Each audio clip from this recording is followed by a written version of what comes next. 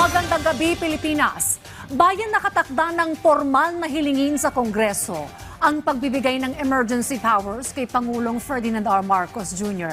para mabawasan ang excise tax sa langis. Ito'y sa harap ng napipintong double-digit na taas presyo sa mga produktong petrolyo dulot ng krisis sa gitnang silangan. Kaugnay niya nanawagan ng palasyo ng pagkakaisa at hindi pang-aabuso. Yan ang ulat ni Alvin Baltazar ng Radyo Pilipinas. Sa darating na Lunes o Marso 16, ang inaasahang formal na paghingi ni Pangulong Marcos ng emergency powers para sa fuel tax reduction. Sinabi ni Castro na ipapadaan ang kahilingan sa Department of Energy na siyang magsusumite sa dalawang kapulungan. According to Secretary Garin, nakausap po natin sila.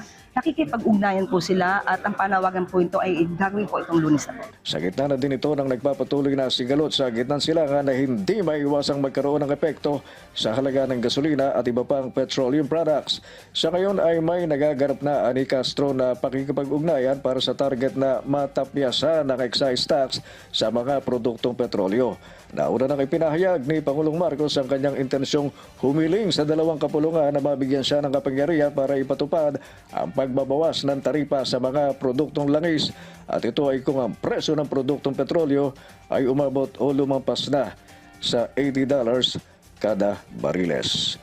Nagulat mula sa New York City para sa working visit ni Pangulong Ferdinand R. Marcos Jr., Alvin Baltazar ng Radyo Pilipinas para sa Integrated State Media.